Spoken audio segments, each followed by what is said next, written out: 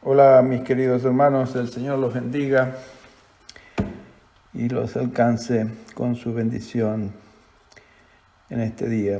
Ayúdenme juntos a dirigirnos al Señor en oración antes de abrir su palabra para que Él nos guíe, como siempre lo hacemos, buscando su dirección, su guía. Así que enfoquémonos en el Señor. Gracias, Padre, por recibirnos en el nombre de Jesús, en el nombre que es sobre todo nombre, aquel que dejó su gloria eterna para venirnos a buscar. Y gracias, Señor, porque tú estás edificando tu iglesia y eres tú el que la edifica. Tú eres nuestro pastor, Señor. A ti te miramos. Edifícanos hoy, Señor, te ruego, a cada uno de nosotros. Lléname de tu gracia, de tu Espíritu Santo, para que pueda hablar esta palabra con claridad y también con denuedo y poder del Espíritu Santo, para que no solo haga un impacto emocional en los corazones y en las vidas de mis hermanos, sino que produzca fruto en sus corazones, que los mueva a cambiar, a crecer en ti, en tu gracia, en tu amor. Señor, nos ponemos en tus manos y gracias por este tiempo. En el nombre de Jesús, amén, Señor. Así que la semana pasada estuvimos viendo un tema de la importancia de la gratitud de nuestros corazones, ¿no es cierto?, hacia Dios. Y en resumidas cuentas, vimos que la condición, o sea, esto es algo que el Señor me habló a mí directamente, espero que también les haya hablado a ustedes. Como dice el mismo Señor, muchas veces el que tiene oído para oír, que oiga, ¿no es cierto? Y lo que el Señor me mostró es que la condición fundamental para que el Señor esté contento conmigo, un hombre, un ser humano, es de que yo, como hombre, esté contento con el Señor. Entonces, si yo estoy contento con el Señor, aceptando su voluntad en mi vida, en cada momento, en cada situación, el Señor está contento y complacido conmigo. Y creo que es así, y lo vimos a través de una serie de ejemplos, aún en el Antiguo Testamento, bajo el Antiguo Pacto, y vimos una serie de ejemplos. Vimos el ejemplo de José, vimos el ejemplo de Job, vimos el ejemplo también de Pablo y Silas en la cárcel, que aún podían estar gozosos. Y también vimos el ejemplo opuesto, ¿no es cierto?, de que fue Israel en el desierto, donde Dios los había sacado de la esclavitud con un propósito de gloria, pero vimos que ellos de alguna forma dudaron de Dios, no estaban contentos, murmuraron contra Dios, contra su ungido, que era Moisés.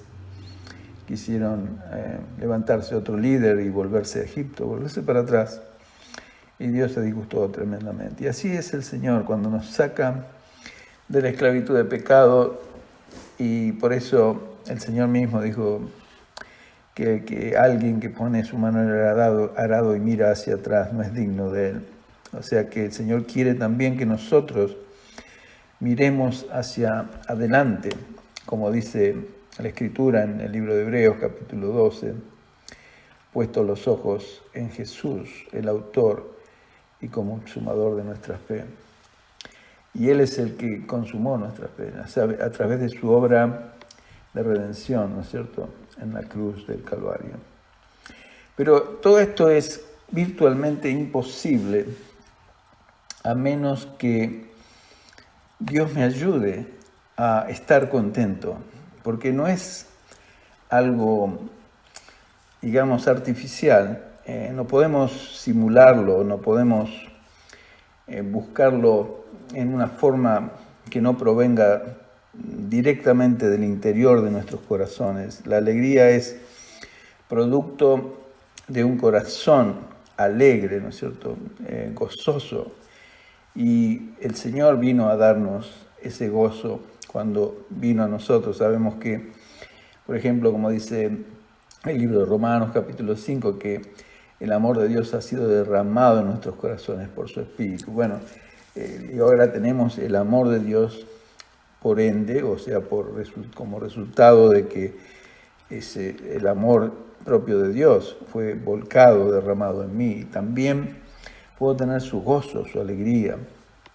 Vamos a ver un poco, yo quisiera ver y meditar hoy con la ayuda del Señor y para beneficio de todos. Primero para mí y también espero que sea para ustedes.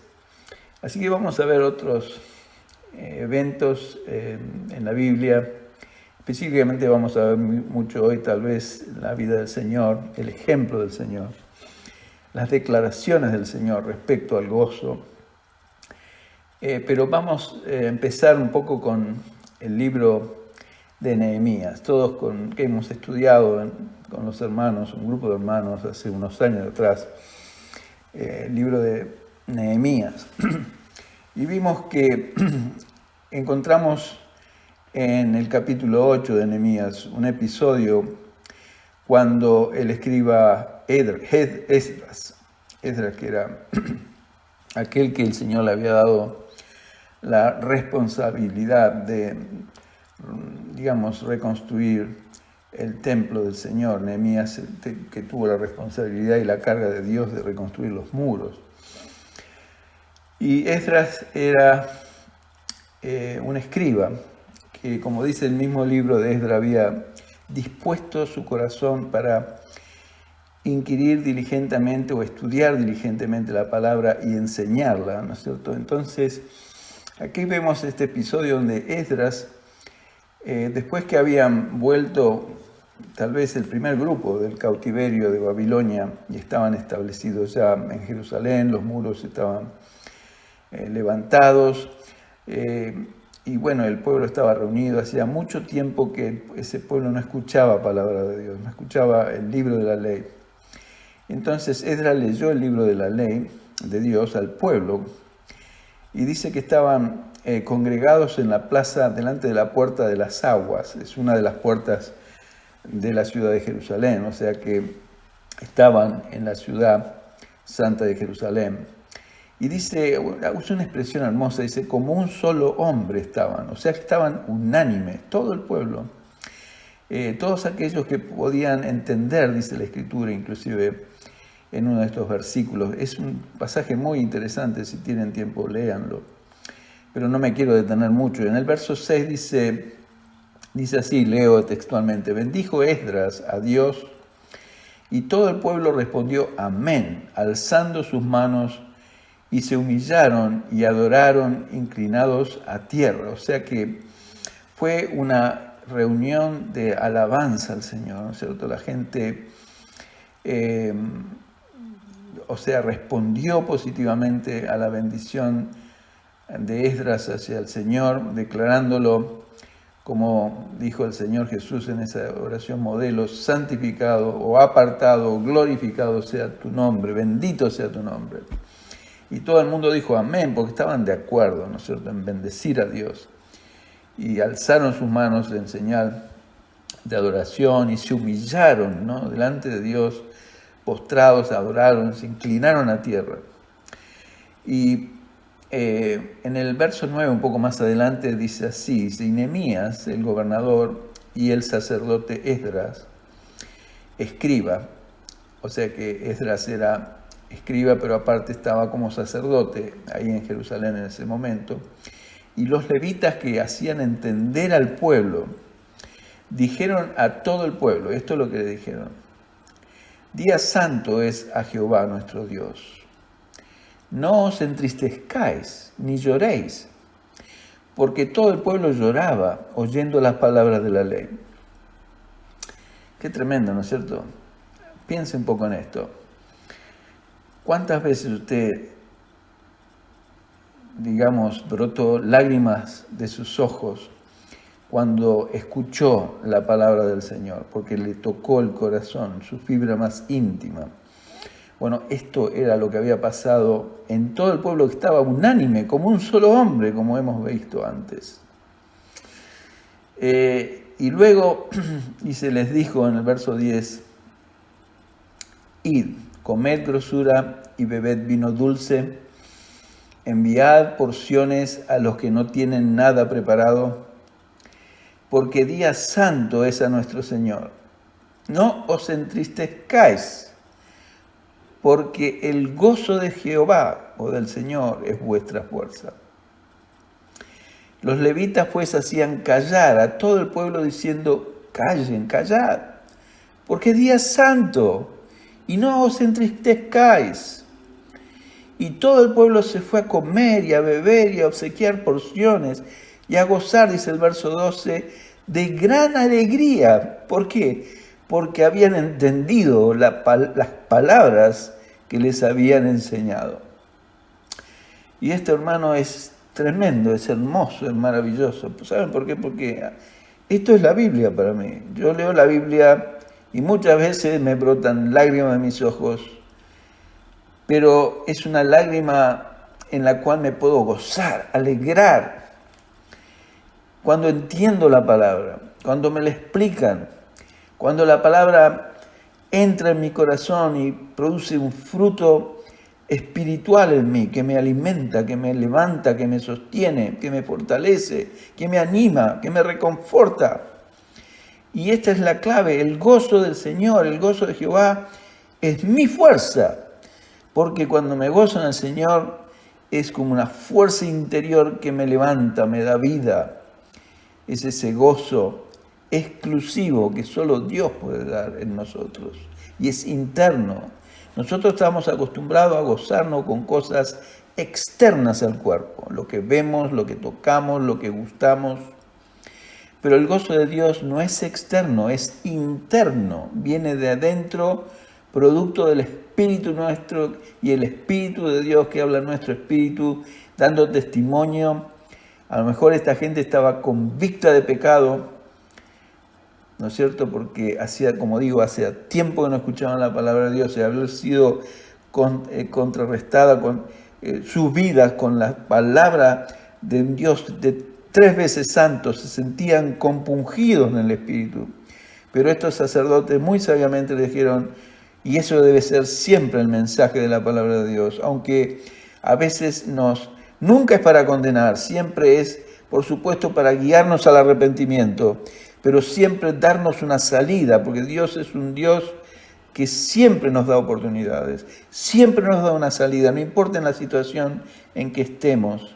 Si somos fieles a Dios y no juzgamos con Dios, Dios nos saca a la alegría, al gozo, porque el gozo del Señor es nuestra fuerza y porque habían entendido las palabras que les habían enseñado.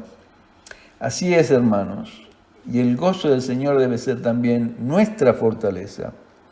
Cuando estamos gozosos, estamos, por algo espiritual, ¿no es cierto? Estamos llenos del Espíritu Santo, que es un producto de eso, ¿no es cierto? Cuando nos llenamos del corazón, de la presencia de Dios, cuando abrimos nuestro corazón de par en par, para que el Señor ministre todo nuestro ser, confesemos aquellas cosas que estamos ofendiendo a Dios, le pidamos perdón, arreglemos cuenta con nuestro Dios.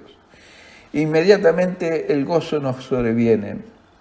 Así como ese hijo pródigo que se sentía mal, se sentía amargado, se sentía frustrado, se sentía humillado, pero sabía que el padre todavía lo amaba y pegó media vuelta y volvió. Eso es arrepentimiento, ¿no es cierto? Y eso es lo que Dios quiere de cada uno de nosotros.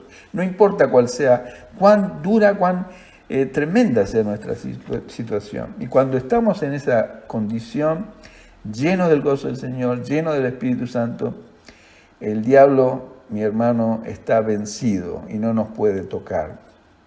Aunque el diablo tenga sus manos sucias puestas sobre el mundo entero, si tú estás lleno del gozo del Señor, el diablo está derrotado. Dios está gozoso, contento con nosotros y estaremos en victoria sobre el pecado en nuestras propias vidas. ¿Lo creemos? Si lo creemos y lo buscamos, Dios está dispuesto a darnos. Esta es la vida que Dios quiere que cada uno de nosotros vivamos sobre esta tierra. La gratitud de corazón conduce al gozo y a la alegría. Por eso, si yo estoy contento con el Señor, estoy contento en la condición que yo esté, eso produce gozo y alegría. En cambio, la ingratitud, en contrapartida de esto, nos lleva a la necedad.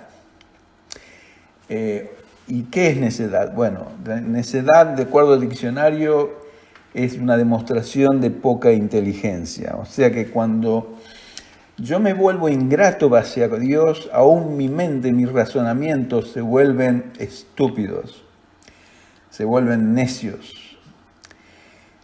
Romanos capítulo 1, verso 21. Dice así, libro de Romanos capítulo 1, verso 21. Y acá está hablando de gente que había conocido a Dios. Dice así, pues habiendo conocido a Dios, no le glorificaron, o sea, no santificaron a Dios como a Dios, ni le dieron gracias. O sea que sí, lo habían conocido a Dios, pero ahí lo dejaron arrumbado, ¿no es cierto? Como un accesorio más de su vida. No le dieron el primer lugar que Dios debe tener en la vida. Así que, ¿sabe lo que le pasó? Seguimos leyendo el mismo verso, dice, sino que se envanecieron en sus razonamientos y su necio corazón fue entenebrecido. Eso es lo que pasa cuando nos volvemos ingratos de lo que Dios hace por nosotros. Tomamos todos por sentado, pensamos que nos merecemos las cosas. No le damos gracias a Dios ni por la comida, ni por el día, ni por la salud, ni por la fuerza, ni por la familia, ni por nada. Pero en cambio, cuando somos agradecidos, como vimos, el gozo del Señor es nuestra fuerza.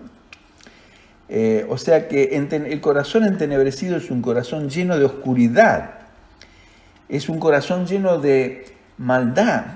Es un corazón lleno de la obra del enemigo. Y Dios vino precisamente a hacer lo opuesto, a deshacer las obras de tinieblas y de maldad del diablo. La única forma de aceptar con gratitud y alegría la voluntad de Dios para nuestras vidas, porque esa es la otra cosa. ¿Cómo hago? ¿Cierto? Bueno, les digo lo que no es, ¿no es cierto? No puedo hacerlo, no puedo estar con un corazón lleno de gratitud, lo cual produce alegría, que es la voluntad de Dios, como hemos visto, para nuestras vidas. No lo puedo lograr con meditación trascendental, como hacen algunos, buscan hacer meditación trascendental, ni yoga, sino siendo constantemente lleno del Espíritu Santo y fortalecidos con la gracia de Dios, que es prácticamente lo mismo, son casi, diría yo, dos sinónimos. La gracia de Dios y la llenura del Espíritu Santo son dos cosas que prácticamente las podemos tomar, si bien tienen algún tipo de distintivo, y esto quisiera hablar un poco en este día, precisamente sobre todo el tema de la gracia de Dios, porque debemos entender bien lo que la gracia de Dios significa y vino a hacer y quiere hacer en nuestras vidas.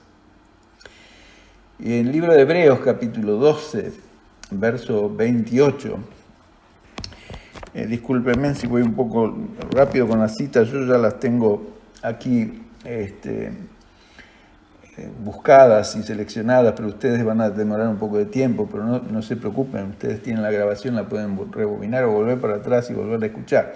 Dice así, Hebreos 12, 28.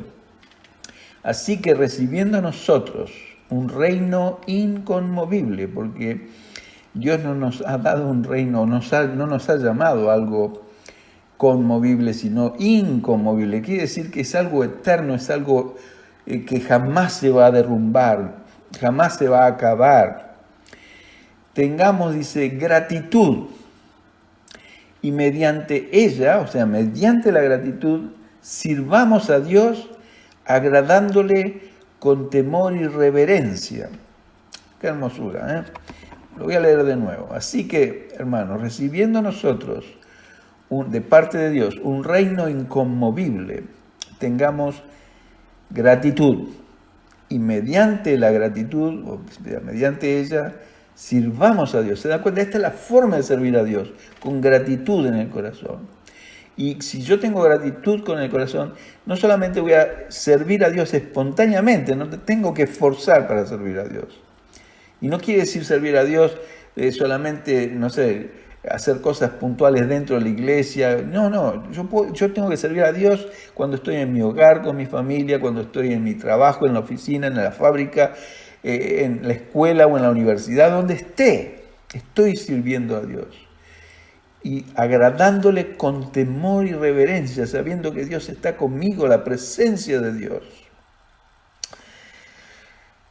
Así que algunos ejemplos en el Antiguo Testamento, en el libro de Proverbios, capítulo 14, verso 14, para que entendamos, ¿no es cierto?, la diferencia que hay entre el corazón amargado, o que murmura, o que no está conforme, no está contento con aquel que lo está. Dice así, Proverbios 14, 14, dice, de sus caminos será hastiado el necio de corazón. ¿Se da cuenta? ¿Se acuerdan lo que dije? Que la ingratitud lleva a la necedad, ¿no es cierto? Y acá tenemos otro ejemplo de esto, en el Proverbios 14, 14. O sea que, ¿qué quiere decir esto? De sus caminos será hastiado, o cansado, o harto el que tiene un corazón necio, o sea, porque no tiene gratitud. Pero el hombre de bien estará contento del suyo, o sea, estará agradecido con lo que tiene. Eso es lo que quiere decir. ¿Y quién es el hombre de bien? Bueno, aquel que teme a Dios. Y también en el libro de Eclesiastés, capítulo 12, verso 1, dice esta recomendación que es tan conocida. Dice, acuérdate de tu Creador en los días de tu juventud, antes que vengan los días malos y lleguen los años de los cuales digas, no tengo en ellos contentamiento. Todo hombre, la vida está diseñada por Dios de tal manera que todas aquellas cosas que podíamos disfrutar en abundancia y sin ningún tipo de cuidado, por así decirlo, cuando éramos jóvenes, a medida que crecemos ya no podemos comer lo mismo que antes. Y no podemos hacer tantas cosas como hacíamos antes. No podemos ni correr, no podemos ni estar sin descansar como estábamos antes, y ni siquiera podemos llevar el ritmo de vida que llevábamos cuando éramos jóvenes. Entonces podemos llegar a decir, si no llegamos a conocer el gozo del Señor o la presencia de Dios dándome gozo en mi interior, como decía antes, voy a terminar diciendo, bueno, no encuentro nada en qué alegrarme, en qué contentarme, no tengo en ello contentamiento. Por eso dice antes. Y la exhortación es para acordarnos de Dios y conocer a Dios mientras somos jóvenes, mientras todavía tenemos fuerzas, mientras todavía podemos tener deleites físicos, pero no nos conformemos con eso, porque va a llegar el momento que esos deleites físicos se van a ir esfumando de nuestra vida. Pero aquel que tiene gozo en su Señor, eso no se lo quita a nadie. El nuevo pacto de Dios que vino a traernos el Señor Jesucristo, todos espero que sabemos que estamos todos en un nuevo pacto. El libro de Hebreos habla extensamente del nuevo pacto, que es un mejor pacto con mejores promesas, etc. Y en el capítulo 8 del libro de Hebreos, en el verso 10, dice esto. Y esto es algo que Dios había prometido aún en el antiguo pacto que iba a hacer en el futuro, ¿no es cierto? Y esto es lo que Dios había prometido. Por lo cual, dice Dios, este es el pacto que haré con la casa de Israel después de aquellos días, dice el Señor. Y esto es lo que ya estamos nosotros. Para nosotros no es futuro, esto es actual. Y esto es lo que Dios iba a hacer antes. Dice, pondré mis leyes en la mente de ellos y sobre su corazón las escribiré, y seré a ellos por Dios, y ellos me serán a mí por pueblo. Precioso, ¿no es cierto? O sea que antes las leyes estaban escritas en unas tablas de piedras rígidas externas.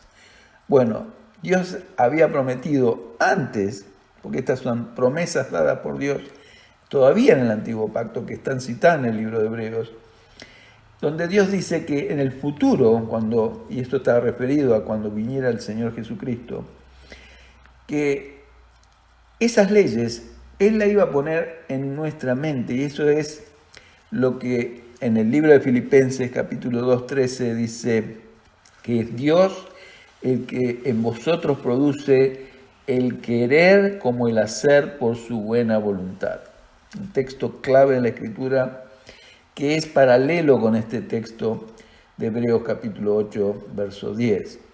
O sea, es Dios el que escribe sus leyes no en tablas de piedra más, sino en nuestras mentes. Y sobre el corazón las escribe también, ¿no es cierto? O sea, ¿qué quiere decir esto? Que primero, si usted tiene alguna idea de servir a Dios o de escuchar cosas de Dios o escuchar palabra de Dios, no es porque a usted se le ocurrió y porque no tenía otra cosa que hacer y como puede decir, bueno, prendo la tele para mirar una novela. No, es porque usted tiene un llamado de parte de Dios. Es Dios que puso el deseo en su mente. Y después del deseo viene el hacer, cómo llevarlo a cabo ese deseo. Y yo puedo tener el deseo, vamos a ponerlo en forma práctica, yo puedo entender a través de la palabra de Dios y recibirla en mi mente también y entenderla. Sí, si yo estoy gozoso voy a estar contento yo y voy a poner contento a mi Señor. Pero ¿cómo lo hago? Bueno, Dios no solamente puso ese deseo en mí y en ti, a lo mejor espero, sino que nos va a dar la forma, que es el hacer, por su buena voluntad, ¿no es cierto? Y esto es lo que dice este pasaje de Hebreos capítulo 8, verso 10, pondré mis leyes en la mente de ellos, primero en la mente, y sobre su corazón las escribiré. Quiere decir que nos va a dar la fuerza interna para lograr hacer aquello que anhelamos. Yo deseo de todo mi corazón tener gozo perpetuo desbordando en mi corazón interno, no de afuera, no importa las circunstancias. Y ya en el Antiguo Pacto, ¿no es cierto?, el libro, ese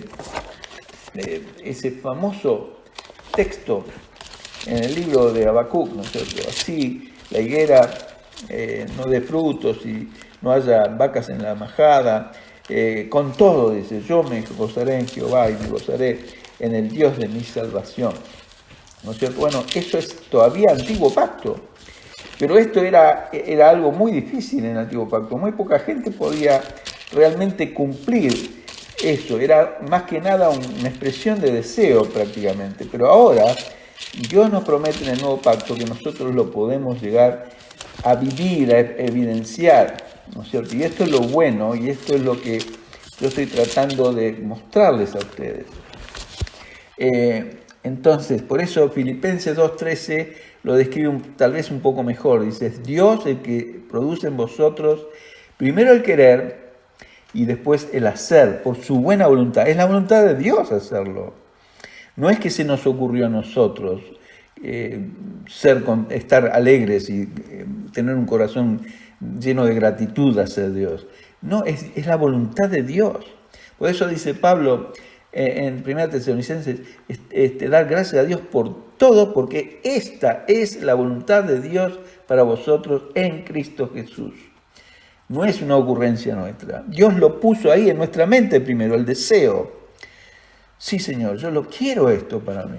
Bueno, tienes que tener fe de que Dios lo va a hacer en ti, por su buena voluntad.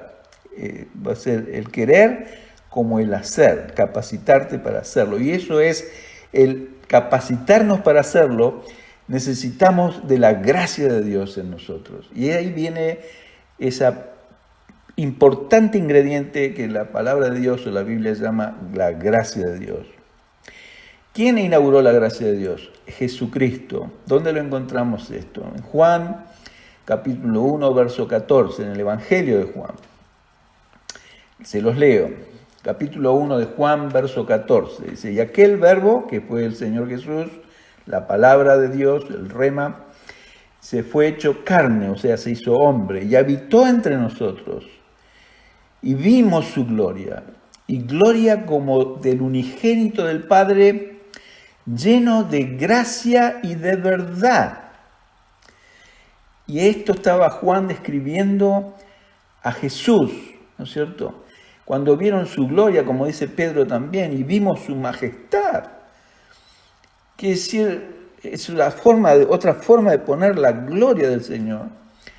¿Y cómo los demás no veían nada de eso? No veían algo radiante en Jesús. ¿Cómo estos hombres vieron? Porque, bueno, precisamente porque el Señor los estaba atrayendo espiritualmente hacia Él. Y lleno de gracia y de verdad. Esas dos cosas estaban en Jesús. Y un poco más adelante, en el mismo capítulo 1 de Juan, versos 16 y 17, dice lo siguiente. Porque de su plenitud tomamos todos. ¿De la plenitud de quién? De Jesús, ¿no es cierto? De la plenitud del Señor Jesús tomamos. Yo tomo de Él y tú también. ¿Por qué? Por el Espíritu Santo. Eso es lo que quiere decir. De su plenitud tomamos todo y gracia sobre gracia. Ahora después vamos a ver qué quiere decir gracia sobre gracia. O sea que no es gracia punto, es gracia sobre gracia. Quiere decir, para darles, digamos, algo anticipado, es gracia sobre gracia, quiere decir que es una gracia creciente en nosotros. Pues la ley por medio de Moisés fue dada. Ya lo sabíamos eso. Pero la gracia y la verdad, esas dos cosas, ¿se acuerdan que Jesús dijo en Juan 14:6, yo soy el camino, yo soy la verdad, yo soy la vida? Nadie viene al Padre sino por mí. O sea que la ley fue dada por medio de Moisés, pero la gracia y la verdad vinieron por medio de Jesucristo. O sea que Jesucristo fue el primer hombre lleno de la gracia de Dios. Vamos a tomarnos un tiempo para rápidamente, a un vuelo de pájaro, hacer un poco por el tiempo se nos va rápidamente, de ver un poco cómo es la creciente gracia de Jesús en la persona de Jesús. Y vamos a verlo en 3 pasajes en el Evangelio de Lucas. Lucas capítulo 2, verso 40, dice así, refiriéndose a Jesús cuando era un niño. Dice, y el niño crecía y se fortalecía, y se llenaba de sabiduría, y la gracia de Dios era sobre él. ¿Se dan cuenta? Cuando era un niño. Y también, aún siendo niño, en Lucas capítulo 2, verso 52, un poco más adelante, dice así.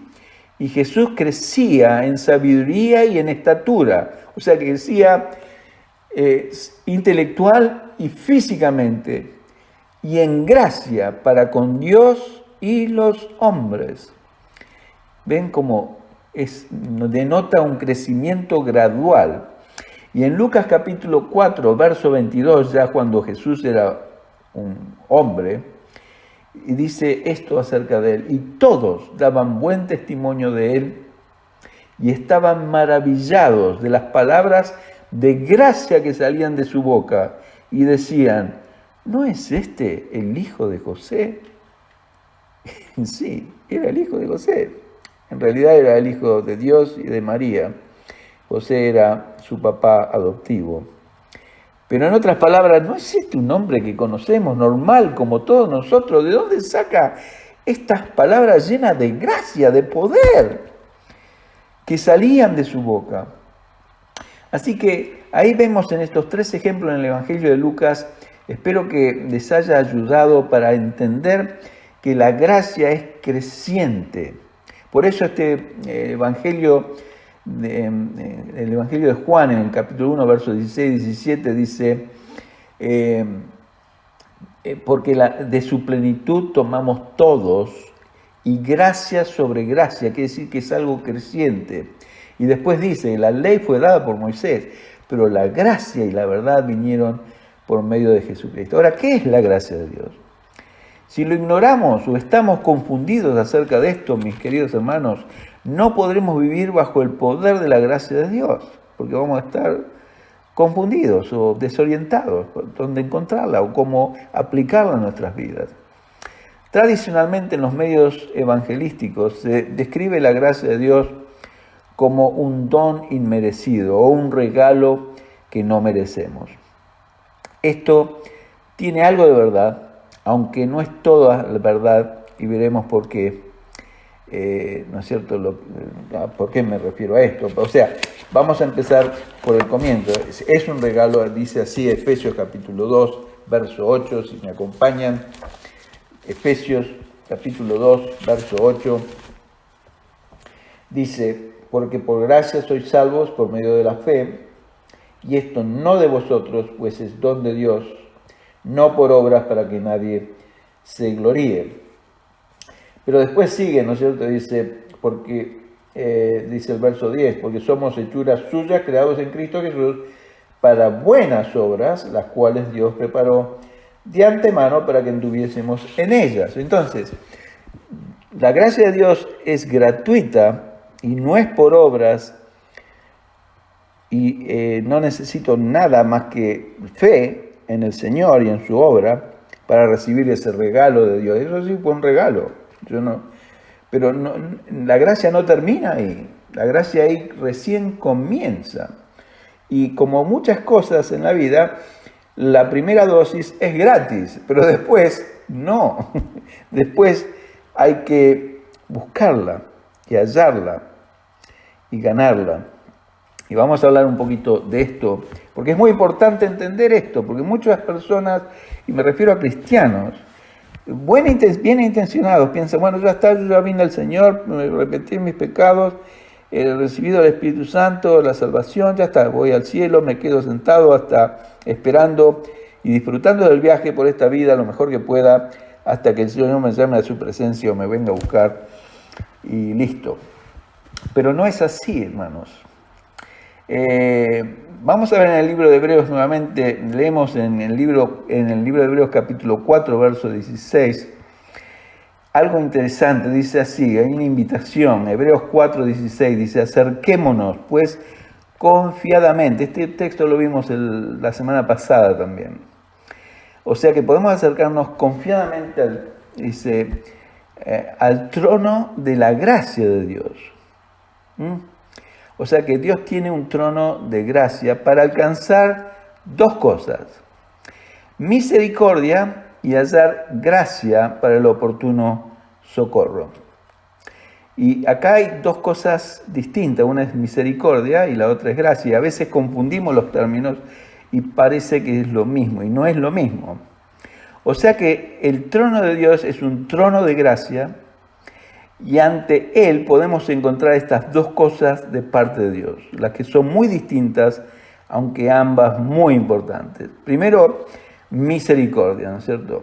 Como dice, podemos alcanzar misericordia primero, y misericordia toma lugar cada vez que nos arrepentimos de algún pecado que hayamos cometido. O sea, cuando vengo al Señor por primera vez, sí, es la gracia de Dios, porque es el trono de la gracia, ¿no es cierto? La gracia es el favor de Dios, digamos así, podemos casi reemplazar la palabra gracia por favor, pero el favor es un favor como cuando decimos, hay viento, tenemos viento a favor, ¿no es cierto? Quiere decir que es un viento que nos empuja hacia adelante. Pensémoslo así, si yo tengo la gracia de Dios a mí, tengo el viento de Dios empujándome hacia adelante para que avance, espiritualmente hablando estoy hablando, no estoy hablando de avanzar financieramente ni intelectualmente, estoy hablando puramente, la gracia es un concepto 100% espiritual. Entonces, estas dos cosas puedo encontrar, misericordia primero, que esto toma lugar cada vez, como digo, que nos arrepentimos del Señor después de haber pecado, o sea, caemos en pecado y todos podemos, y de hecho yo confieso mi pecado todos los días, porque todos los días, aún consciente o inconscientemente, estoy pecando. Y hay pecados inconscientes todavía en la vida de todos nosotros. Y dice en 1 Juan que si decimos que no hemos pecado, nos engañamos a nosotros mismos primero y le hacemos mentiroso a Dios, porque Dios dice que somos todos pecadores. Entonces, como dice el Salmo 103, verso 14, dice, porque Él conoce nuestra condición, se acuerda de que somos polvo, o sea que Dios se acuerda de que somos personas falibles de caer en pecados, y Dios tiene misericordia de nosotros, y la misericordia hace y los lleva a Dios a perdonarnos, ¿no es cierto? Y a volvernos a limpiar. Por eso que dice, si confesamos, dice 1 Juan, nuestros pecados, Dios es fiel y justo para perdonar nuestros pecados y limpiarnos de toda maldad. O sea que Dios nos deja, pero eso es algo constante y permanente, y la sangre de Cristo por eso está vigente. Pero la gracia, que es el segundo elemento, esto toma lugar cuando busco la ayuda del Señor antes de caer en el pecado, en el momento de la tentación o de la prueba. Y esto es algo que, como dice este texto en Hebreos, lo debo hallar, o sea que implica que debo buscar esa ayuda.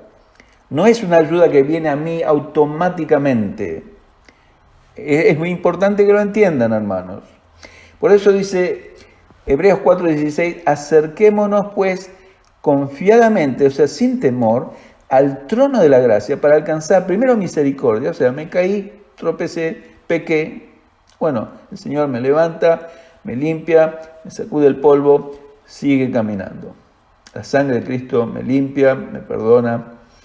Y hallar, ¿se dan cuenta que está esa palabra de hallar gracia para el oportuno socorro? Quiere decir, para el socorro en la oportunidad en el que necesito socorro. ¿Cuándo es que necesito el socorro de Dios? Es decir, el socorro es la ayuda. Necesito la ayuda de Dios cuando estoy por caer en la tentación. O sea, una vez que caí en la tentación ya es tarde, ya necesito la misericordia de Dios. Y Dios me perdona, sí. Así como un padre perdona a su hijo que se arrepiente y que confiesa su pecado. Y sí, hijo, también yo te amo y te perdono. Pero el objetivo del padre es que el hijo aprenda a no seguir perpetuando ese error. Y así es Dios. Entonces Dios nos ofrece no solamente la misericordia, que es lo que nosotros usamos cuando le empezamos a enseñar a nuestros hijos. Por ejemplo, le tenemos que enseñar que antes de comer se laven las manitos. Y yo vez tras vez, por años y años, le viví diciendo a mis hijos, antes de sentarse a la mesa, por favor, lávense las manos, Y si no se lo decía, se olvidaban. Eso es como necesitaban la misericordia mía. Yo los perdonaba, sí, porque eran mis hijos y los amaba y les estaba enseñando.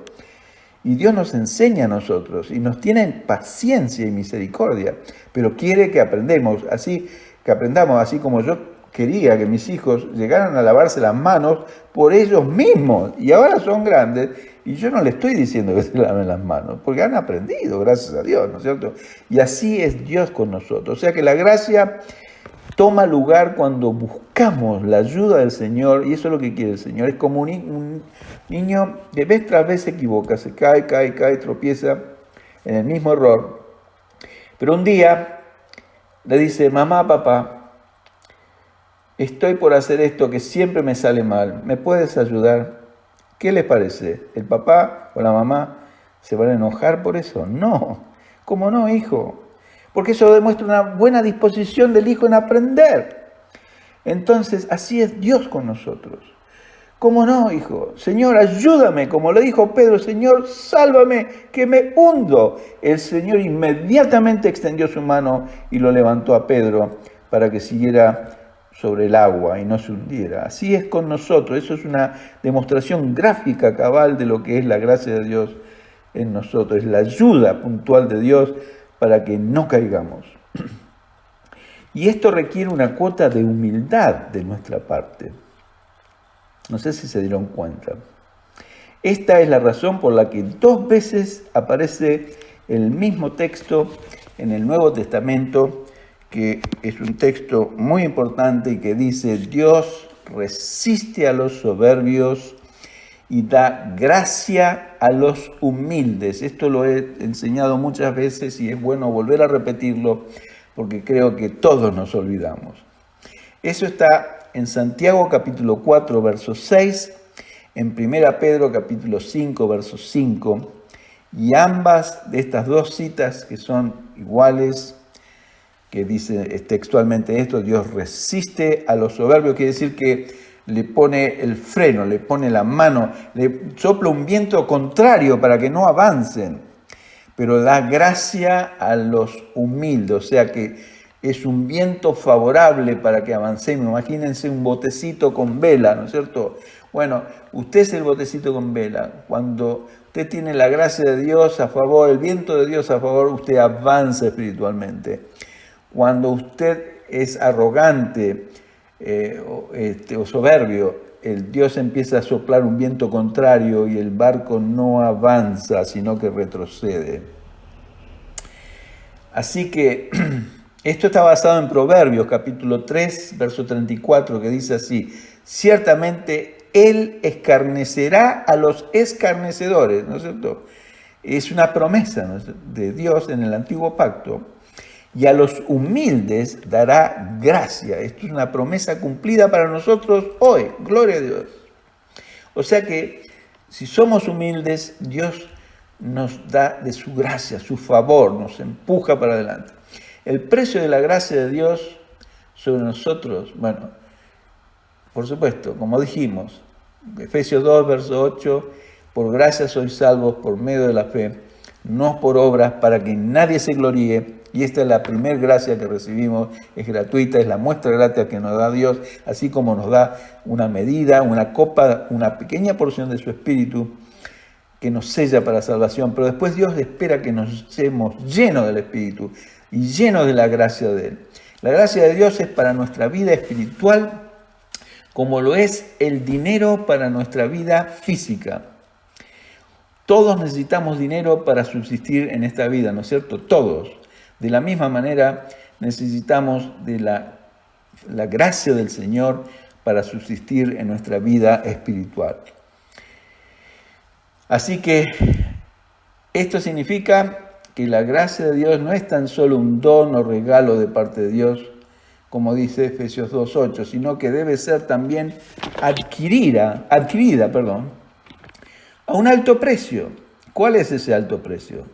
Es el alto precio de la humildad o la humillación personal.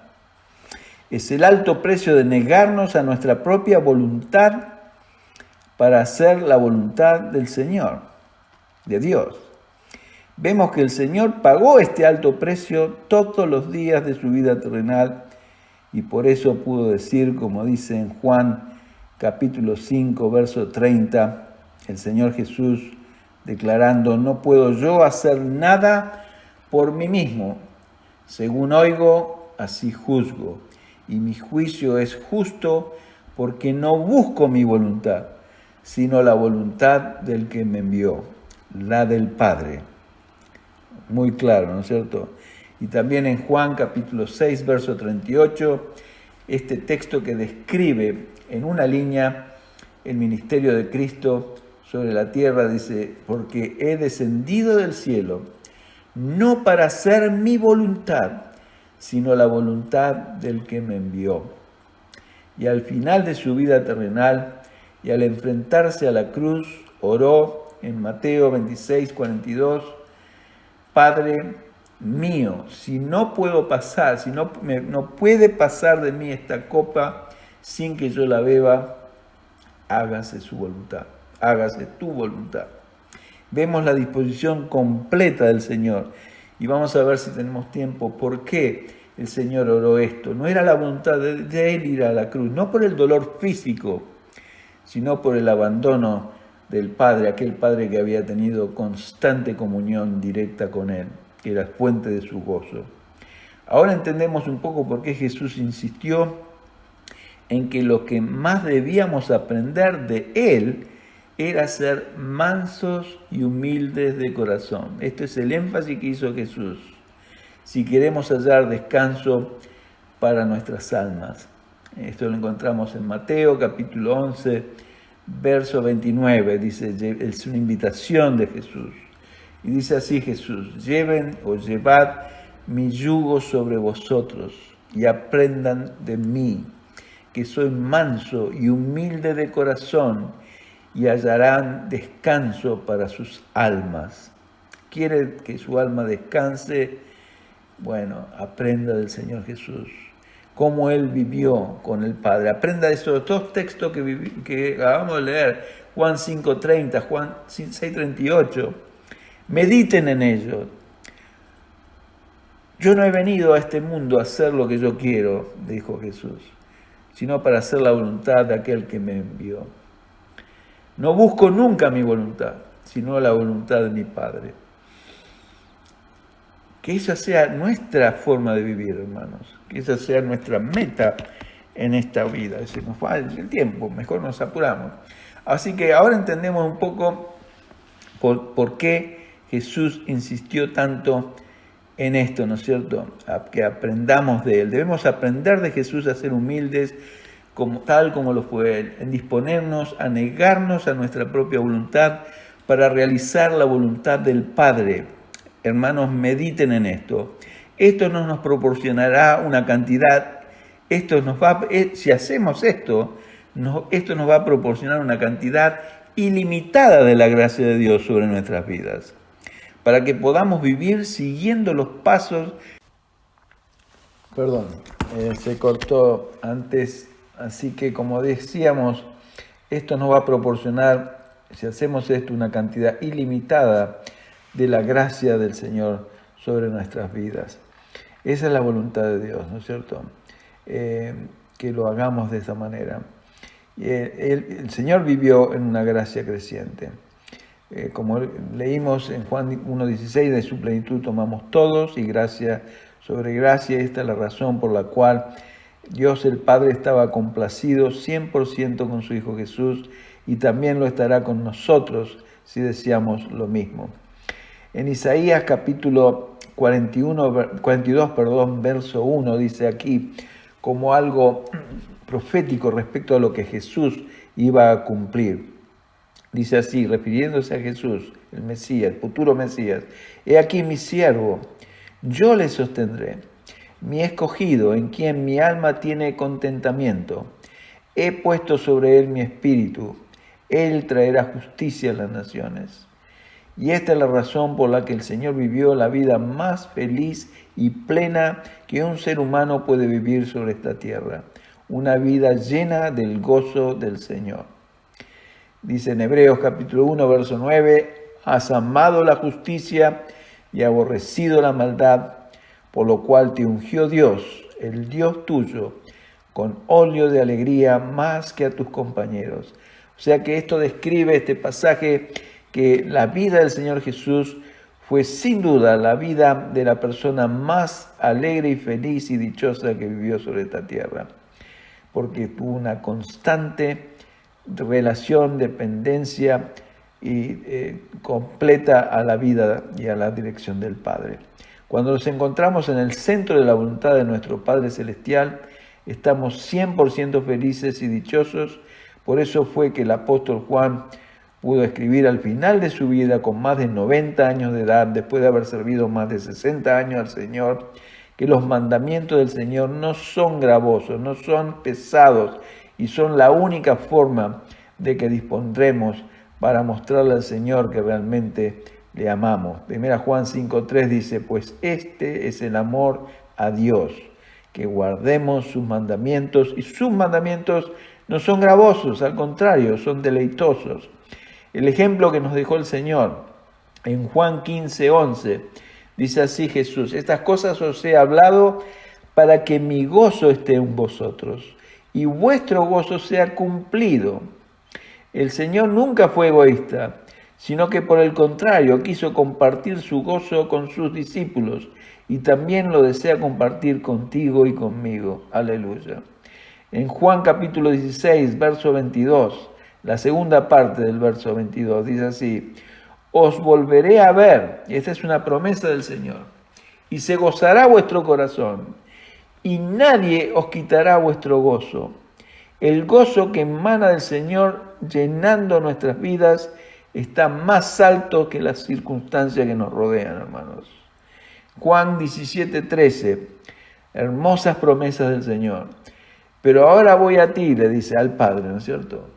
Esta es la oración de Jesús. Teóricamente estaba a solas, porque el Señor se retiró a solas, pero obviamente vamos a ver algo. Primero, que si esto está registrado, todo el capítulo 17 es una larga oración. Seguramente estaba Juan escuchando lo que decía el Señor y estaría orando en voz alta al Padre. Y esto es lo que dice: pero ahora voy a ti, Padre, ¿no? Y hablo esto al mundo para que tengan mi gozo cumplido en sí mismos. O sea que por esta es la razón por la cual Jesús estaba orando en voz alta, y había hablado y dicho estas cosas cuando estaba en el mundo, para que nosotros y todos sus discípulos en ese momento, y aún nosotros que leemos estos pasajes que fueron registrados hace más de 2000 años atrás, tengamos el gozo del Señor cumplidos en nosotros mismos, hermanos. O sea que el Señor lo dijo deliberadamente para ser oído por sus discípulos como un testimonio de la realidad de la presencia del Padre en Él. Esto fue lo que el Señor no quería perder de ninguna manera, y fue esa la copa amarga que debió beber por amor a cada uno de nosotros. Gloria sea a Él. Así que esta es la verdadera gracia de Dios, como dice en 1 Pedro, y con esto termino, hermanos. 1 Pedro 5, capítulo 5, verso 10, leemos dos cosas muy importantes en la Escritura. Dice: mas el Dios de toda gracia, que nos llamó a su gloria eterna en Jesucristo, después que hayáis padecido un poco de tiempo, Él mismo, el Señor mismo, nos perfeccione, nos afirme, nos fortalezca y nos establezca. A Él sea la gloria, el imperio por los siglos de los siglos. Amén.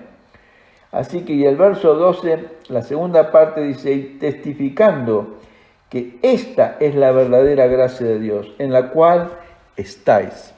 Así que, hermanos, hay una verdadera gracia, y es esta que yo le estoy tratando de compartir y de enseñar, y que no es una gracia intelectual, es una gracia que viene a nosotros para que realmente podamos vivir una vida en victoria sobre el pecado, una vida de poder sobre nuestra depresión, sobre nuestra angustia, sobre nuestros temores, sobre nuestras dudas, inseguridades.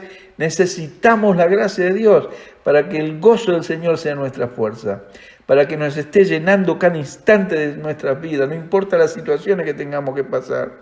Si nosotros aprendemos a vivir de esta manera, no importa si vamos a estar en una cárcel, en un hospital, en una isla paradisíaca o en una mazmorra piojosa y olorienta, el Señor está con nosotros, y el Señor es el motivo de nuestro gozo, de nuestra paz.